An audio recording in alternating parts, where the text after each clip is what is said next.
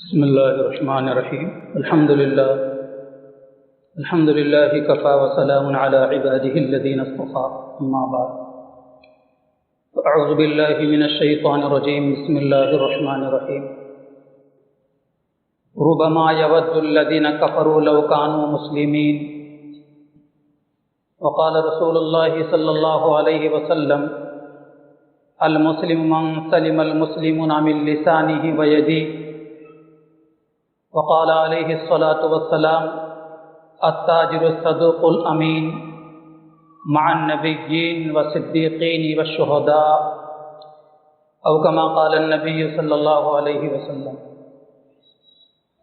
قابل احترام دینی بھائی اور عزیزوں، گزشتہ جمعہ میں دین اسلام کے اہم 5 احکامات اور دین کے 5 شعبوں کے تعلق سے کچھ گفتگو کی گئی تھی۔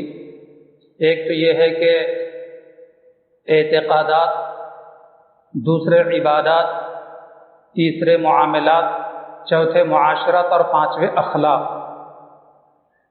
گزشتہ عبادات نہیں بلکہ صرف اعتقادات، ایمانیات پر ہی بات مکمل ہو گئی تھی۔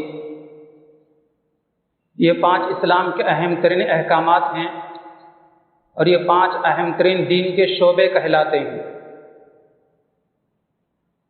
ان میں سے 2 کا تعلق اللہ تعالیٰ سے ہے اور 3 کا تعلق اللہ کے بندوں سے ہے۔ اور دنیا و آخرت میں ہم کامیاب اگر ہونا چاہتے ہیں تو ہمارے 2 تعلقات بہت مضبوط اور مستحکم ہونا چاہیے۔ ایک تعلق اللہ سے اور دوسرا تعلق اللہ کے بندوں سے، کہ یہ دونوں تعلقات اگر دنیا میں ہمارے مضبوط ہیں، مستحکم ہیں، پائیدار ہیں، اچھے ہیں، تو ضرور اللہ تبارک و تعالی ہمیں دنیا میں بھی کامیاب کریں گے اور آخرت میں بھی کامیاب کریں گے۔ پہلے 2 چیزیں جو اللہ تعالیٰ سے متعلق ہیں وہ ہیں اعتقادات اور عبادات، کہ اچھے ایمان و اچھے عقیدے کے ذریعے اور اچھی عبادت کے ذریعے ہم اللہ تعالیٰ سے اپنا تعلق مضبوط کر سکتے ہیں، اور اچھے معاملات کے ذریعے، اچھی معاشرت کے ذریعے اور اچھے اخلاق کے ذریعے ہم اللہ تعالیٰ کے بندوں سے اپنا تعلق مضبوط کر سکتے ہیں۔ جب یہ 2 تعلقات دنیا میں اگر ہمارے مضبوط ہوں، مستحکم ہوں، استوار ہوں، تو پھر کوئی چیز ہمیں نقصان نہیں پہنچا سکتی۔ اور یقیناً ایسے ہی لوگوں کے لیے جن کے دونوں تعلقات مضبوط ہوں، اللہ پاک نے جنت اور جنت کی لازوال نعمتیں انہی لوگوں کے لیے تیار فرمائی۔ اللہ کرے کہ یہ دونوں تعلقات ہمارے مضبوط ہوں، اپنے خالق و مالک سے بھی ہمارا تعلق مضبوط ہو، اچھے ایمان و عقیدے کے ذریعے اور اچھی عبادت کے ذریعے، اور اللہ کے بندوں کے ساتھ بھی ہمارا تعلق اچھا ہو، معاملات کے ذریعے، معاشرت کے ذریعے اور اچھے اخلاق کے ذریعے سے۔ عبادات بڑی اونچی چیز ہے۔ ایمان کے قبول کرنے کے بعد سب سے پہلا مرحلہ عبادات ہی کا آتا ہے۔ عبادات کسے کہا جاتا ہے؟ عبادات کا مطلب یہ کہ نماز پڑھنا، روزہ رکھنا، زکوٰۃ دینا، حج کرنا اور قربانی کرنا، قرآن مجید کی تلاوت کرنا، ذکر و اذکار کرنا، توبہ و استغفار کرنا، درود شریف پڑھنا، یہ ساری چیزیں ذوق اور شوق کے ساتھ، خلوص نیت کے ساتھ کرنا چاہیے۔ یہ عبادات ہیں۔ اس کے ذریعے سے ہمارا خالق و مالک ہم سے راضی بھی ہوتا ہے، خوش بھی ہوتا ہے، اور جس کی وجہ سے اللہ تعالیٰ اپنی نعمتوں میں ہمارے لیے اضافہ بھی کرتا جاتا ہے۔ عبادت کیسے کی جانی چاہیے؟ بخاری شریف کی حدیث ہے، پیغمبر اسلام علیہ السلام فرماتے ہیں ان تعبد اللہ کأنک تراہ، تم اپنے رب کی عبادت، تم اپنے اللہ کی عبادت اس طریقے سے کرو کہ تم خود اللہ کو دیکھ رہے ہو۔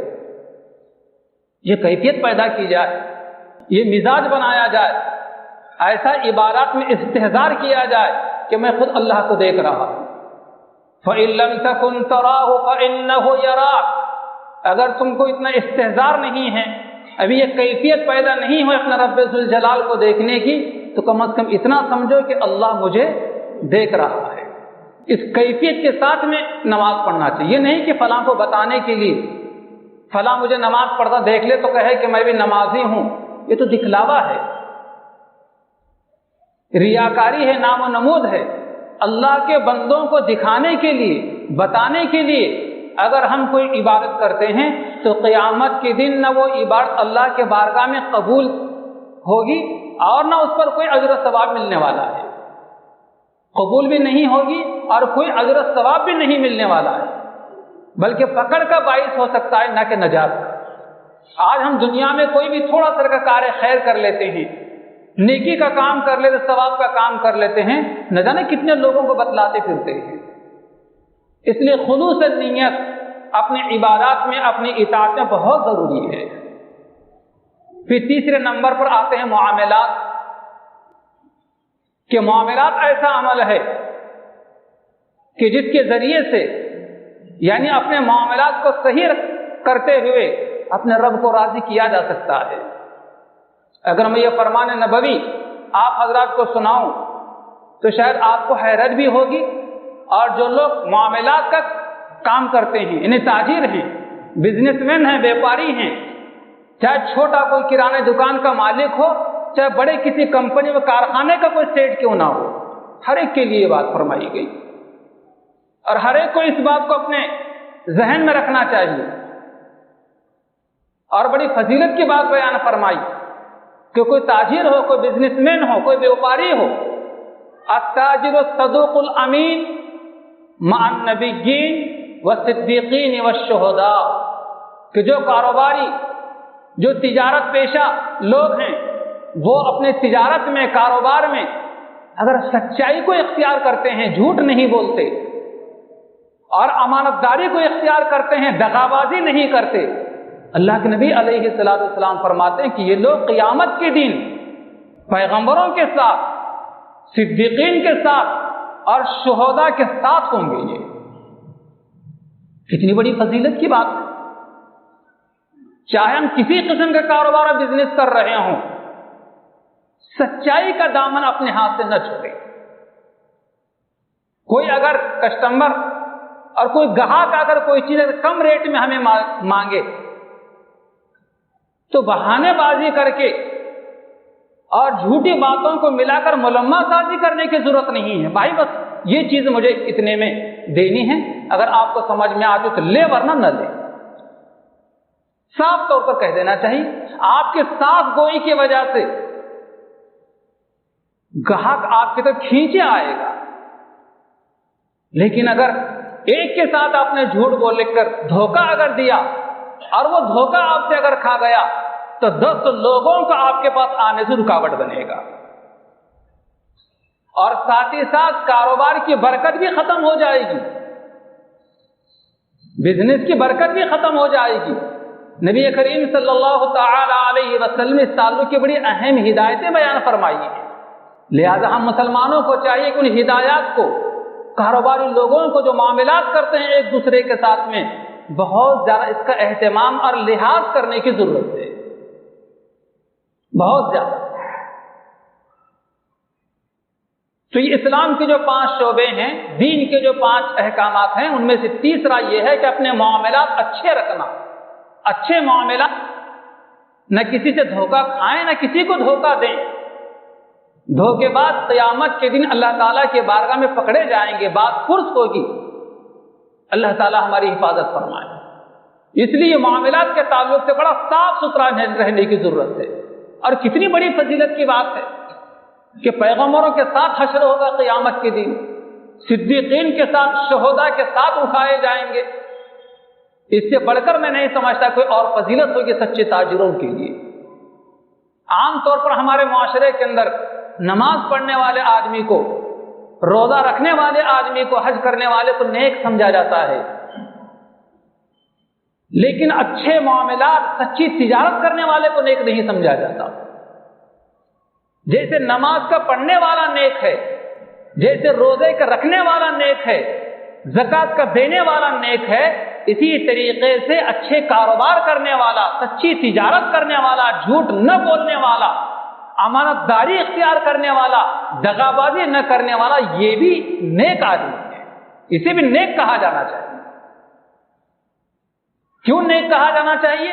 اس لیے نیک کہا جانا چاہیے کہ اس کے ان سچے اور اچھے کاروبار کی وجہ سے، اچھے معاملات کی وجہ سے اس کا حشر دنیا میں برکتیں حاصل کرے گا، لوگوں کی دعائیں نصیب اسے ہوں گی، اور آخرت میں پیغمبروں کا، صدیقین کا، شہداء کی معیت اسے نصیب ہوگی۔ کتنی بڑی فضیلت کی بات! اس لیے اس چیز کا لحاظ رکھنا بھی ضروری ہے۔ جو اسلام کا تیسرا اہم ترین شعبہ اور اہم ترین حکم ہے، اور اسلام کا چوتھا حکم اور دین کا چوتھا شعبہ وہ ہے معاشرت۔ معاشرت کسے کہا جاتا ہے؟ معاشرت کا مطلب یہ ہے کہ جن لوگوں کے ساتھ آدمی زندگی گزارتا ہے، جن لوگوں کی فیلڈ میں یہ رہتا ہے، ان لوگوں کے ساتھ اچھے تعلقات قائم رکھنا۔ ماں باپ کے ساتھ رہتا ہے تو ماں باپ کے ساتھ بھی اچھے تعلقات ہوں، بیوی اور بچوں کے ساتھ رہتا تو اپنے بیوی بچوں سے بھی تعلقات اچھے ہوں، بھائی اور بہنوں کے ساتھ رہتا تو بھائیوں اور بہنوں کے ساتھ بھی اسے اچھے تعلقات۔ کوئی سیٹ ہے 5-25 ملازم اور نوکر اس کے پاس کام کرتے ہوں تو اپنے ملازمین، اپنے نوکروں، اپنے مزدوروں کے ساتھ بھی اس کے تعلقات اچھے ہوں۔ آزو بازو اس کے پڑوسی مسلم و غیر مسلم رہتے ہوں تو مسلمانوں سے بھی اس کے تعلقات اچھے ہوں، اور برادران وطن سے، غیر مسلم بھائیوں سے بھی اس کے تعلقات اچھے ہوں۔ اپنے ذات سے کبھی کسی کو کسی قسم کی کوئی تکلیف نہ ہونے دے، یہ ہے معاشرت۔ آج مسلمانوں کی حالت یہ ہے کہ باہر دوستوں میں اس قدر اچھے رہتے ہیں کہ دوست تعریف کرتے کرتے تھک جاتے ہیں، لیکن گھر میں ایسا درندہ ثابت ہوتا اپنے ماں باپ کے لیے اور بیوی بچوں کے لیے، الامان والحفیظ۔ کبھی اپنے بیوی سے محبت سے بات نہیں کرتا، اور باہر یہ ہے کہ دوست اس کی تعریف کرتے کرتے تھکتے نہیں ہیں۔ اپنے ماں باپ کے ساتھ میں کبھی محبت و خلوص سے بات نہیں کرتا۔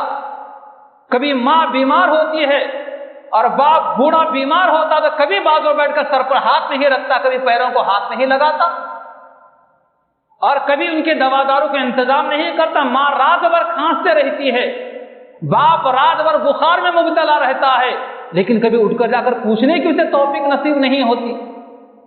لیکن اپنے دوست کے تعلق سے معلوم ہوتا ہے کہ بیمار ہے، فوراً دواخانہ پہنچ جاتا ہے، فوراً اس کے گھر مزاج پرسی کے لیے پہنچ جاتا ہے، دوسروں کی خاطر تواضع کرنے کے لیے جھکا جھکا پھرتا ہے، اور کبھی اپنے ماں باپ کے سامنے تواضع انکساری کرنے کی نوبت اسے نہیں آتی، توفیق اسے نہیں ہوتی۔ یاد رکھیں، اس معاشرے کے اندر آج عموماً باہر کے لوگوں کی تو بڑی خاطر تواضع کی جاتی ہے، لیکن اپنے گھر کے لوگوں کی خاطر تواضع نہیں کی جاتی۔ حالانکہ ہمارے خاطر تواضع کے سب سے زیادہ حقدار ہمارے گھر کے لوگ ہیں، جنہوں نے تجھے جنم دیا ہے، جنہوں نے اپنا خون پسینہ ایک کر کے تجھے پروان چڑھایا ہے، جس ماں نے اپنے سینے سے دودھ کی شکل میں خون نچوڑ کر تیرے لیے غذا مہیا کی ہے، اور تیرے بڑے بہن اور بڑے بھائی نے تجھے اپنے گودوں میں لے کر پھرا ہے، آج ان کی تیرے پاس کوئی حیثیت نہیں ہے، آج ان بڑوں کا تیرے پاس کوئی اکرام و احترام نہیں ہے۔ کس قدر بدتمیزی کی بات ہے، کس قدر بدتہذیبی کی بات ہے۔ حالانکہ یاد رکھیں، ہم دوسروں سے دعائیں کرتے پھرتے ہیں، امام صاحب سے کہتے ہیں کہ میرے دعا کریں، محلے کے بزرگوں سے کہا جاتا ہے کہ ہمارے دعا کریں۔ ضرور کہنا چاہیے، محلے کے بزرگ لوگوں سے بھی کہنا چاہیے، امام صاحب بھی کہنا چاہیے، حاجی صاحب سے بھی کہنا چاہیے، علماء حفاظ سے بھی دعاؤں کی درخواست کرنا چاہیے، لیکن ان سب سے زیادہ اگر تیرے حق میں کسی کی دعا قبول ہوتی ہے تو وہ تیری ماں اور تیرا باپ ہے، چاہے وہ کتنے بھی گناہگار ہوں، لیکن ہے تو تیرے باپ۔ چاہے وہ کتنے بھی گناہگار ہوں، تیرے ماں اور باپ نماز نہ پڑھتے ہوں، تیری ماں اور تیرے باپ تو ہیں وہ. تیرے دعاؤں کا سب سے زیادہ حصہ تیرے ماں باپ کی دعاؤں میں ہے. سب سے بڑا بزرگ اولاد کے لیے اس کا باپ اور اس کی ماں ہے. آج اس کی کوئی لحاظ نہیں کیا جاتا. اسلام کے جو 5 احکامات اور 5 شعبے میں نے بتلائے ہیں، خاص طور پہ اس میں سے 3 کا تعلق اللہ کے بندوں سے ہے. ایک وہ اچھے معاملات اور دوسرے اچھی معاشرت کرنا. بڑے ہم نمازی بنے پھرتے ہیں، صف اول کے ہم نمازی ضرور ہیں، لیکن معاملات دیکھیے، معاشرت دیکھیے، پوری چوپٹ ہے، کوئی لحاظ نہیں ہے. اس لیے محترم بزرگوں اور دوستوں، 2 چیزوں میں سے ایک حقوق اللہ اور دوسرے حقوق العباد ممکن ہے کہ قیامت کے دن اللہ تبارک و تعالی حقوق اللہ کے تعلق سے معاف فرما دے. کون پوچھنے والا ہے اسے؟ لیکن حقوق العباد، بندوں کے حقوق جو معاملات اور معاشرت اور اخلاق کے ذریعے سے بنتے ہیں، وہ معاف ہونے والے نہیں ہیں جب تک کہ بندہ خود معاف نہ کر دے. اس لیے محترم بزرگوں اور دوستوں، یہ دونوں چیزیں ہماری خاص طور پر اچھی ہونا چاہیے. ہمارے معاملات بھی ایک دوسرے کے ساتھ اچھے ہوں اور ہماری معاشرت بھی ایک دوسرے کے ساتھ میں اچھی ہو. حالانکہ اسلام دنیا کے سارے مذہبوں میں سب سے بہترین مذہب ہے، قابل تعریف مذہب ہے، اللہ کے پاس پسندیدہ مذہب اسلام ہے. لیکن آج ہمارے معاملات صحیح نہیں ہونے کی وجہ سے اور آج ہماری معاشرت صحیح نہ ہونے کی وجہ سے آج دنیا کے لوگوں کے سامنے ہمارا مذہب بدنام ہو رہا ہے. اس لیے بھائیوں، ہمارے مذہب اسلام کو بچانا چاہتے ہیں، اسلام کو بچانا چاہتے ہیں تو ضرورت اس بات کی ہے کہ ہم اپنے معاملات اچھے کریں، جھوٹ نہ بولیں، سچائی کو اختیار کریں، امانت داری کو اختیار کریں، کسی کے ساتھ میں خیانت کا معاملہ نہ کریں، اور ہر کسی کے ساتھ میں تواضع انکساری کا معاملہ کریں، عزت و احترام کا معاملہ کریں. آپ دوسروں کی عزت نہیں کرتے تو آپ کی کون عزت کرے گا؟ فرمان نبوی ہے، آپ علیہ الصلوۃ والسلام فرماتے ہیں، من تواضع للہ رفعہ اللہ. جو اللہ کے بندوں کے ساتھ میں تواضع انکساری کا معاملہ کرتا ہے، اللہ پاک اس کو لوگوں کی نگاہوں میں عزت کا مقام عطا فرماتے ہیں. حضرت سلیمان علیہ السلام کتنے بڑے پیغمبر ہیں، پوری دنیا کی بادشاہت اللہ نے انہیں عطا فرمائی تھی نبوت کے ساتھ. 4 لوگوں نے پوری دنیا پر حکومت کی ہے. ان 4 لوگوں میں 2 کافر ہیں، 2 مسلمان ہیں. ان 4 میں ایک حضرت سلیمان علیہ السلام بھی ہے. نبوت کے ساتھ پوری دنیا کی بادشاہت عطا کی تھی، اور بادشاہت کے ساتھ میں یہ سعادت بھی عطا فرمائی تھی.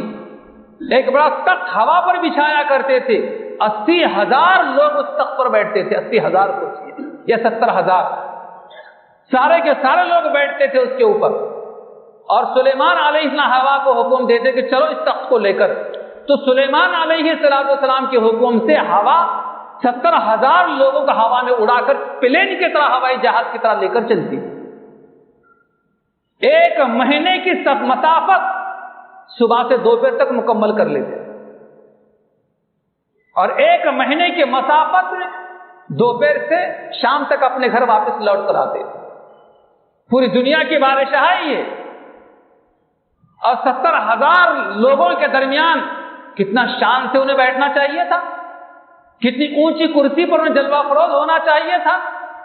لیکن بیٹھتے سب کے درمیان ایسے تھے کہ سر اپنے گود سے جھکا جاتا تھا، اور زبان پر اللہ تعالیٰ کی حمد و ثنا، اللہ کی کبریائی اور اللہ کی عظمت زبان کے اوپر ہوا کرتی. یہ ہونا چاہیے، تواضع، انکساری، ملنساری، اپنے بھائیوں کے ساتھ محبت، خلوص، یہ ہونا چاہیے جو اللہ تعالیٰ کو پسند ہے.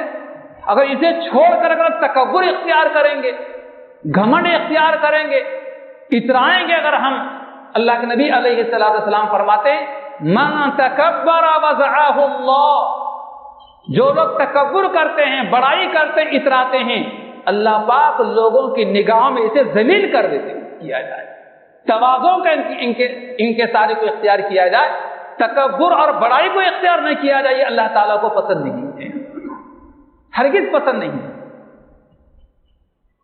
تو تین چیزوں میں سے یہ دوسری چیز کہ اپنی معاشرت کو درست کیا جائے، اور چوتھی چیز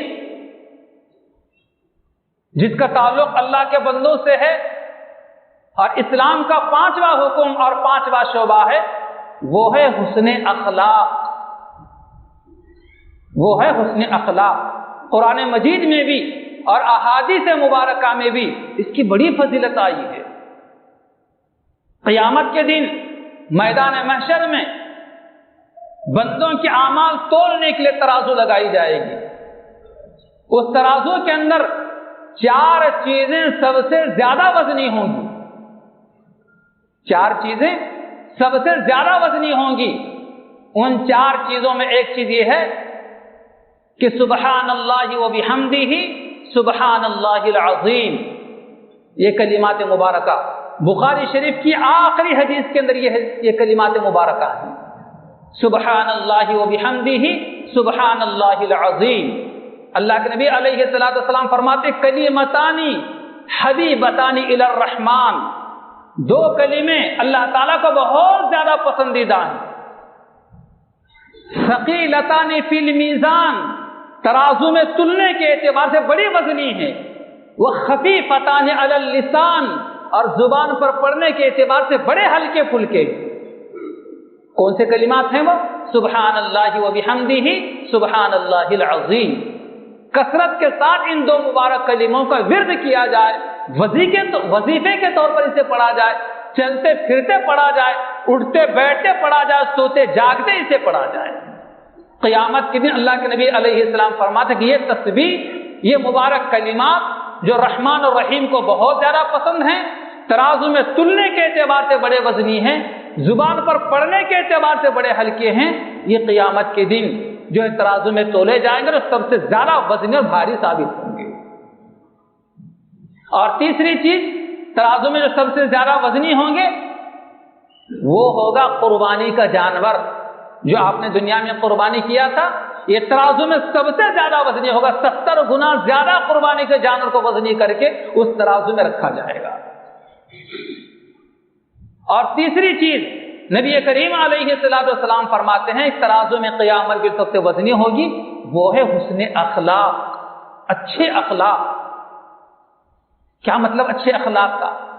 اچھے اخلاق کا مطلب یہ ہے کہ اپنے ذات سے دوسروں کے ساتھ میں بھلائی کا معاملہ کیا جائے، اپنے ذات سے کبھی کسی کے ساتھ میں کوئی برا سلوک نہ کیا جائے۔ حدیث مبارکہ ہے مسلم شریف کی، نبی کریم صلی اللہ علیہ وسلم فرماتے ہیں، بلکہ حضور نے مسلمان کی تعریف بیان فرمائی اس انداز سے المسلم من سلم المسلمون من لسانہ و یدیہ، کہ مسلمان وہ ہے جس کے زبان سے اور اس کے ہاتھ سے دوسرے مسلمان محفوظ ہوں۔ بڑے خوش نصیب ہیں وہ لوگ اور وہ مسلمان جن کے ہاتھ سے بھی اور ان کے زبان سے بھی اگر دوسرے مسلمان محفوظ ہیں، اور اگر محفوظ نہیں ہیں تو اپنی خیر منانے کی ضرورت ہے۔ اسی طرح اپنے زبان سے بھی کوئی ایسا جملہ نہ نکالا جائے، کوئی ایسی بات نہ کہی جائے کہ جس کی وجہ سے اپنے کسی بھائی کو، کسی بہن کو کوئی تکلیف ہو۔ تو آپ علیہ السلام نے ایک موقع پر فرمایا حضرات صحابہ سے، تم جانتے ہو مفلس کسے کہا جاتا ہے، یا میری امت کا مفلس کون ہے تم جانتے ہو؟ حضرات صحابہ نے جواب دیا کہ یا رسول اللہ صلی اللہ علیہ وسلم، آپ کی امت کا مفلس وہ ہے لا درہم من لا درہم ولا دینارا، کہ جس کے پاس نہ کوئی درہم ہو نہ دینار ہو، یعنی جس کے پاس کوئی روپیہ پیسہ نہ ہو، کنگال ہو، وہی آپ کی امت کا مفلس ہے۔ حضور پاک صلی اللہ علیہ وسلم فرمایا کہ نہیں، یہ میری امت کا مفلس نہیں ہے، بلکہ میری امت کا مفلس وہ ہے جو قیامت کے دن ڈھیر سارے نمازیں، ڈھیر سارے روزے، صدقہ و خیرات اور تلاوت اور ذکر و اذکار کا اجر و ثواب لے کر میدان محشر میں آئے گا۔ لیکن دنیا میں کسی کو گالی بھی دی تھی، کسی کو برا بھلا بھی کہا تھا، کسی پر طنز بھی کیا تھا، اور کسی کو تکلیف بھی پہنچائی تھی، کسی کا مال بھی ہڑپ لیا تھا، کسی کی جگہ پر قبضہ بھی کر لیا تھا، کسی کو برا بھلا بھی کہا تھا، کسی پر الزام بھی لگایا تھا، کسی پر تہمت بھی لگائی تھی۔ تو جتنے لوگوں کے ساتھ اس کے یہ تعلقات تھے، الزام لگانے کے یا گالی دینے کے یا برا بھلا کہنے کے یا تہمت لگانے کے یا روپیہ پیسہ لوٹنے کے اور لے کر نہ دینے کے، یہ سارے لوگ حاضر ہو جائیں گے قیامت کے دن، اور سب لوگ دعویٰ کریں گے رب ذوالجلال کے سامنے کہ پروردگار، اس نے میرا حق ادا نہیں کیا، اس نے مجھے گالی دی تھی، اس نے مجھے برا بھلا کہا تھا، اس نے میرے پیسے لیے تھے لیکن دیے نہیں تھے، میرے اتنے زمین پر اس نے قبضہ کر لیا تھا۔ نبی کریم علیہ السلام فرماتے قیامت کے دن حقوق کے ادائیگی کا دن ہوگا۔ کئی کا دن ہوگا؟ قیامت کے دن ہر ایک کا حق اسے دیے جانے کا دن ہوگا۔ نبی پاک علیہ السلام فرماتے ہیں کہ سارے لوگوں کو ان کا حق دلایا جائے۔ کیسے حق دلایا جائے گا؟ وہاں کوئی کرنسی نہیں ہوگی، آخرت میں کوئی ڈالر، کوئی ریال اور کوئی روپیہ اور کوئی ٹکا نہیں چلے گا وہاں پر، بلکہ آخرت میں جو ہے نیکیوں کا سکہ چلے گا۔ یہ حاجی صاحب، یہ بزرگ صاحب، یہ نمازی صاحب جو ڈھیر سارے نیکیاں لے کر آئے تھے قیامت کے میدان میں، اس کے نیکیوں میں سے جتنے حقدار لوگ، دعوے دار لوگ آئے تھے، سب کو دے دیے جائیں گے۔ کسی کو گالی دی تھی، لے تو لے کر نیکیاں لے اور چلا جائے۔ کسی کو برا بھلا کہا تھا، اسے 50 نیکیاں دی جائیں گی، چاہے ہٹ جائے یہاں سے۔ کسی پر الزام لگایا تھا، اسے کہا جائے گا یہ 80 نیکیاں لے، اس کے چلا جا۔ کسی پر تہمت لگائی تھی، اسے کہا یہ 20 نیکیاں لے، چلا جائے یہاں سے۔ کسی کے زمین پر قبضہ کیا تھا، اس کا حق اس طریقے سے دیا جائے گا، اس کے نیکیوں میں سے 1000 نیکیاں اسے دیے جائیں گی، جا یہاں سے نکل کر۔ یہاں تک کہ نیکیاں تقسیم کرتے کرتے اس کے سارے نیکیاں ختم ہو جائیں گی، لیکن اور دعوے دار باقی رہیں گے، اور کہ اے اللہ مجھے بھی اس نے تکلیف دی تھی، اے اللہ مجھے بھی اس نے تکلیف دی تھی، میرا بھی حق باقی ہے۔ اب دینے کو تو کوئی چیز ہے نہیں، نیکیاں ختم ہو گئی اس کی۔ طریقہ کار یہ ہوگا، اللہ کے نبی علیہ السلام فرماتے ہیں کہ مزید دعوے دار لوگوں کے گناہ اس نیک آدمی کو دیے جائیں گے جو ڈھیر سارے نیکیاں لے کر آیا تھا۔ ساری نیکیاں تقسیم کرتے کرتے ختم ہو گئی، کوئی ایک نیکی باقی نہیں رہے گی، دعوے دار باقی رہیں گے، تو دعوے دار لوگوں کے گناہ اس کے اوپر ڈال دیے جائیں گے، تو ان کی نیکیاں خود بخود زیادہ ہو جائیں گی، گناہ کم ہو جائیں گے۔ اللہ کے نبی علیہ السلام فرماتے ہیں کہ یہ آدمی میری امت کا مفلس ہے، جس کے نیکیوں کو لے کر دوسرے لوگ جنت میں جا رہے ہوں گے، اور یہ بدنصیب دوسروں کے گناہوں کو لے کر جہنم میں جا رہا ہوگا، یہ میری امت کا مفلس ہے۔ اللہ پاک ایسا مفلس بننے سے ہماری حفاظت فرمائے۔ قیامت کے دن حتیٰ کہ اگر دنیا کے اندر کسی سنگ دار بکری نے کسی بے سنگ بکری کو اگر مارا تھا، تو قیامت کے دن اللہ تبارک و تعالی بے سنگ بکری کو سنگ عطا فرمائیں گے، اور اس مارنے والی بکری کو حاضر کیا جائے گا لوگوں کے سامنے، اور کہا جائے کہ لے اپنا بدلہ۔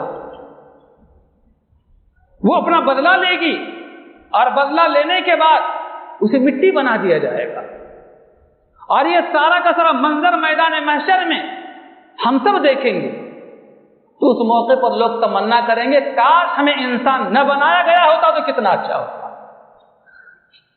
اور اسی منظر کو دیکھ کر کافر لوگ کہیں گے ربما یود الذین کفروا لو کانوا مسلمین، کاش کہ ہم دنیا میں مسلمان ہوئے ہوتے۔